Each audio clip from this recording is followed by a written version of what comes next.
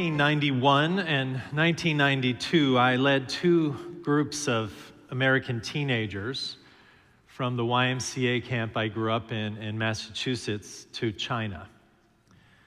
This was just 2 years after the Tiananmen Square massacre, where protesters attempting to demand democracy in China were mowed down and run over by tanks in their country by their own government. Images that those of us who were alive at the time will never forget. 2 years after the massacre, in an exchange program with the YMCA, I was sitting in the homes of Chinese hosts in Shanghai and Beijing and other places, listening to their veiled concerns about their government. One couple I will never forget were teachers and our hosts for a few days. We sat in the privacy of their kitchen apartment as they told me about their experience in the Cultural Revolution, a time when a political youth movement swept China into a frenzy of purging intellectuals and anything anti-communist and anti-Mao. The wife told me how she was taken out of the school that she was in to a rural farm, and having been accused of some heresy against her comrades, was thrown into a deep hole where she broke her femur and was left there for a week.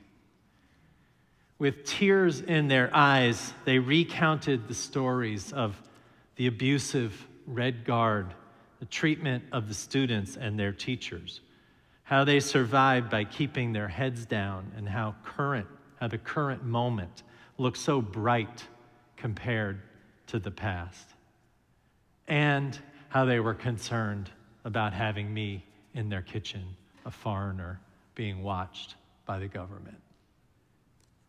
You see, in 1966, just about the time I was in utero, and some of you were protesting the Vietnam War, and some of you were fighting there, and many of you weren't even a thought 2 generations away, the Cultural Revolution was declared by the Chinese government to be a great revolution that touches people to their very souls and constitutes a new stage in the development of the socialist revolution in our country, they said. The objective was to struggle against and overthrow those persons in authority who are taking the capitalist road, to criticize and repudiate the reactionary bourgeois academic authorities and the ideology of the bourgeoisie.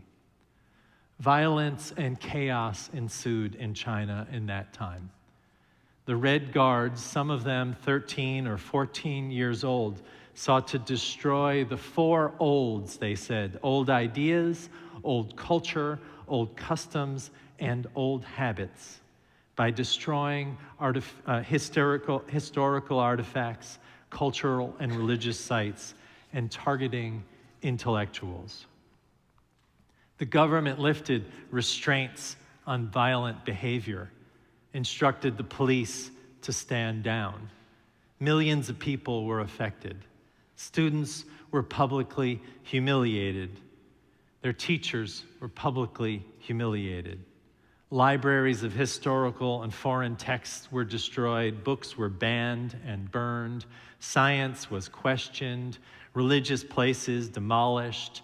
Clergy were arrested and sent to camps after being forced to participate in the destruction of their own places of worship. The rise of this conformist movement came on the heels of Mao's takeover of China, but it also came on the heels of the rise of fascism in Europe in the 1930s and the 1940s. Now, I've been studying this period of time just to put some markers in the ground for myself about what it's like for countries to move in these directions of conformity and fascism. What I'm finding is that the steps include things like the banning of books, the making some people illegal, the restricting of rights, the name-calling of groups of people, especially aimed at academics and intellectuals. That fascism's defining characteristics look like this list that I've created from my studies. a stress on the primacy and glory of the state, the unquestioning obedience to its leader, the subordination of the individual's will to the state's authority, harsh suppression of dissent. Martial virtues are celebrated while liberal and democratic values are disparaged. The use of violent language or open violence, which gives way to legal violence under the veneer of respectability, happens.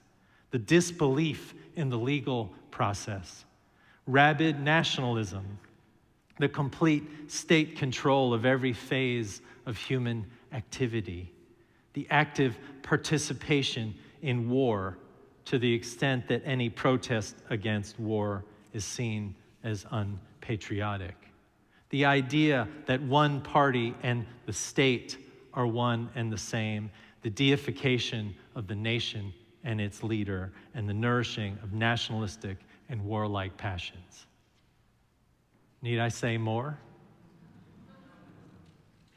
In the midst of the Cultural Revolution in China, the wave upon the wave of nationalism and fascism, which became Maoism, was a woman named Hung Liu.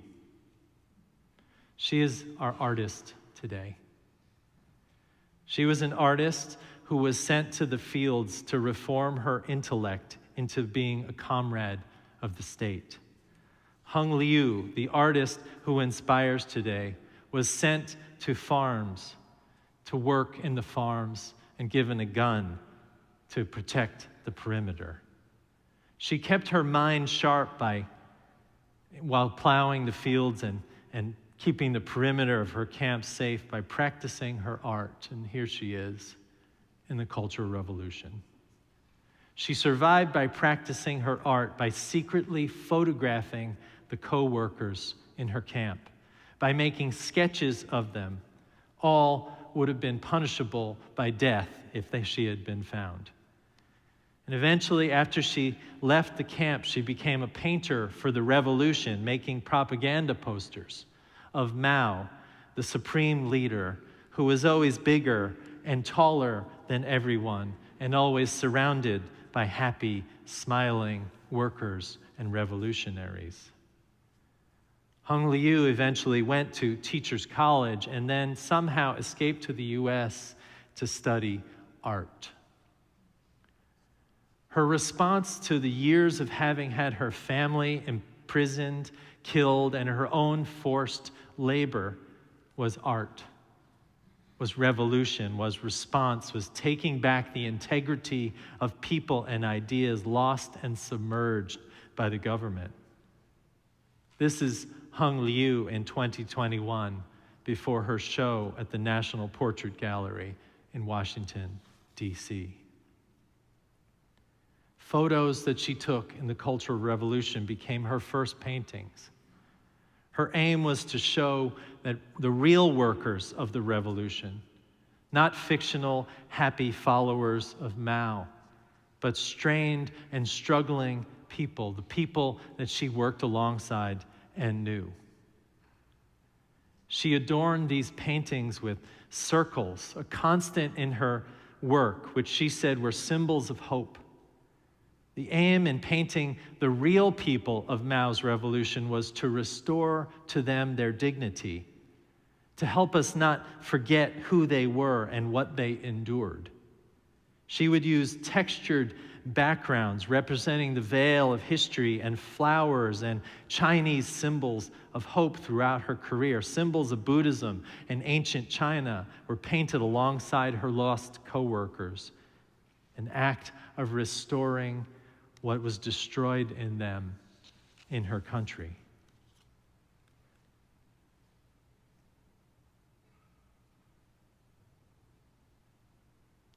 Her painting, like this one, of a mother and daughter pulling a boat with ropes tied to their waists, showed the real labor of people she knew in an attempt to give them dignity in their work, and after their deaths, dignity and immortality so that they would not be forgotten.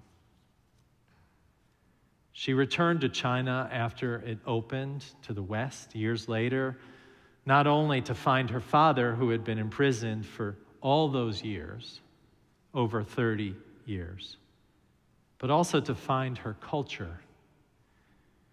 She found photo albums of people from the imperial courts that had not been destroyed.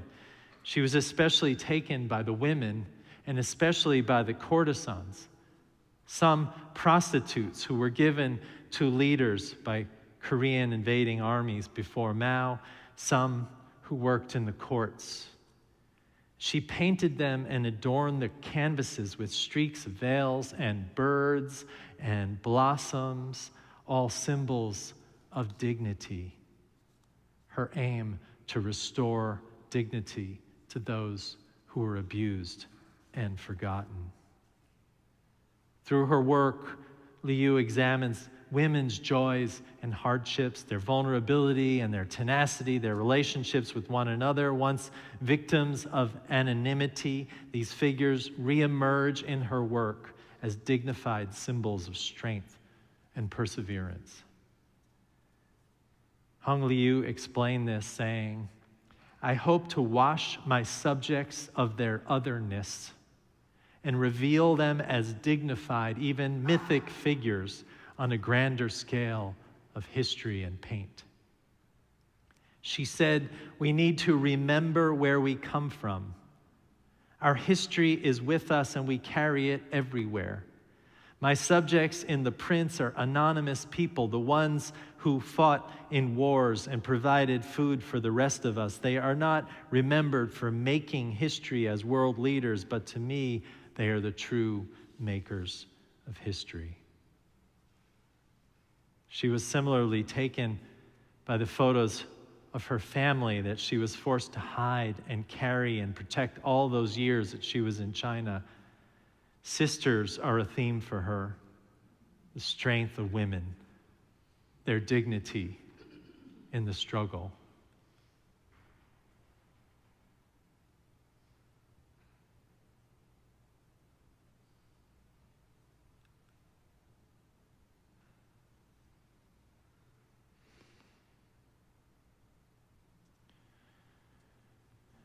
She also made art installations of women of imperial China, their feet bound so they could not protect themselves or escape the desires of men. In this painting, she was in Arlington, Texas during Tiananmen Square massacre, and she put this installation together, demanding that she put a woman with her bound feet in the front, disfigured alongside vessels of the goddess of love and liberty. Bound feet reference for her the women and students and young people bound by government restrictions and violence, by laws of her country that disabled democracy. She put cups and a broom and a chalkboard representing women as vessels, the way the blood was swept away in Tiananmen Square, and how the act of the erasure of history was an affront to all.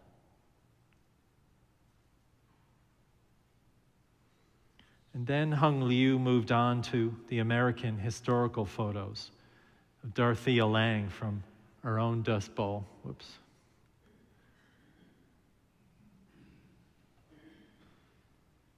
And refugees and migrants in our own country, mothers and children and victims of reconstruction, resulting in poverty. These formerly enslaved families who lived in ramshackle farms while working the same fields that their ancestors did, picking cotton. She put them on canvases, restoring their dignity. She had them looking at us through her paintings, circles of hope, blossoms, birds of freedom. Don't look away, she said with her paintbrush. Remember your history. She worked hard to restore the dignity, to ask us not to look away, to see our history for what it was. She took on other issues also when she was finally naturalized in our country and was taken by this idea that to make a life in America, you had to be called an alien, the official state name for who she was. So she painted this painting in resistance to all that are called alien in her new country. The painting is called Fortune Cookie. She said of this painting that she was neither American nor Chinese anymore. She was a multicultural condition and a rule breaker. Liu made the words resident alien large as criticism of her status as an immigrant living in what she said was the promised land. The word immigration changed to image nation. Her new birth date, the day she was naturalized, her fingerprint and her self-portrait as part of this piece.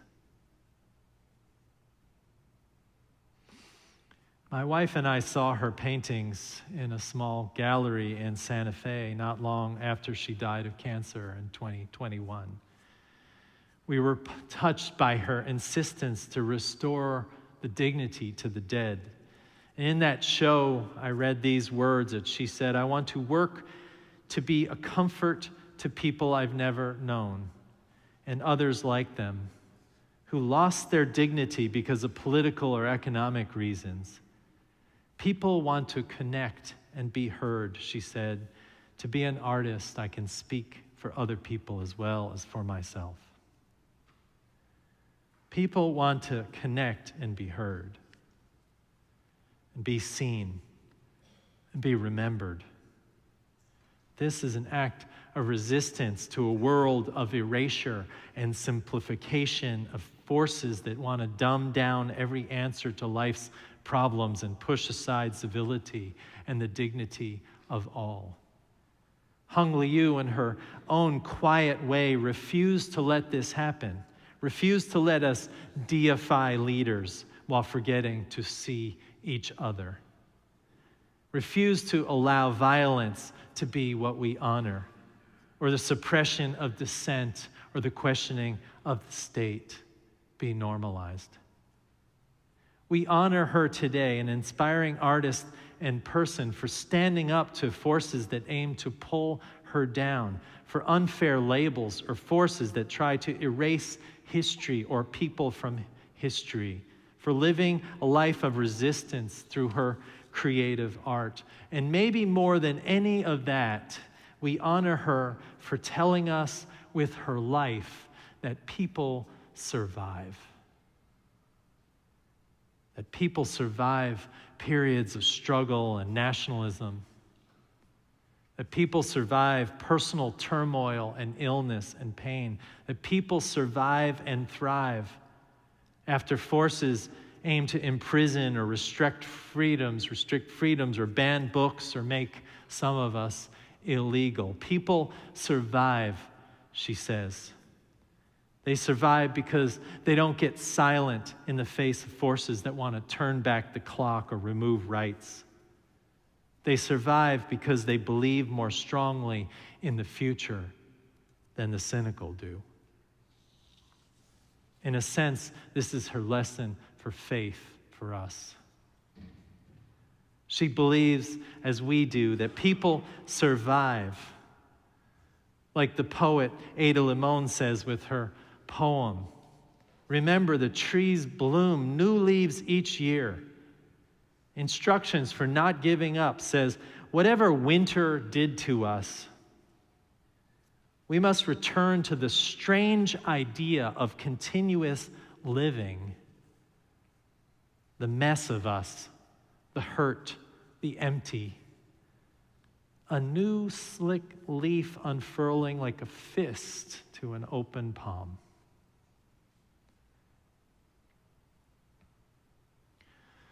The teacher I visited in China, the one I told you about earlier, who limped badly from her healed femur and cried in my presence in her kitchen, telling me stories of how she survived the Cultural Revolution, looked at me in that day in 1991 without saying it out loud, said, "We survived, and it matters."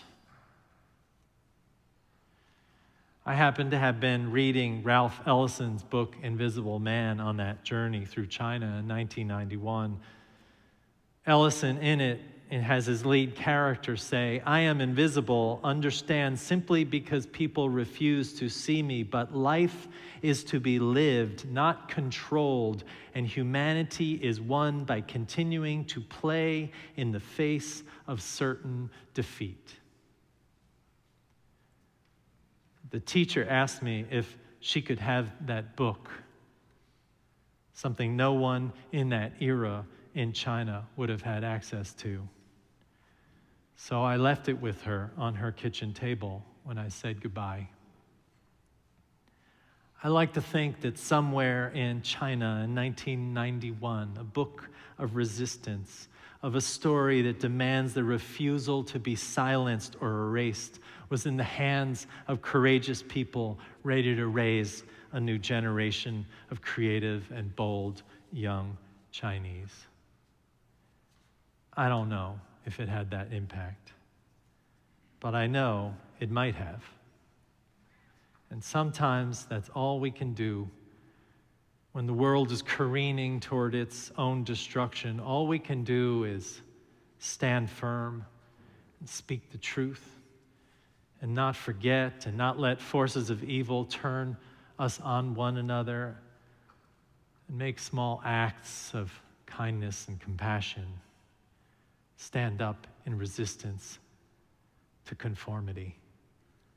Sometimes all we can do is to name those who came before with dignity and courage, who survived so much.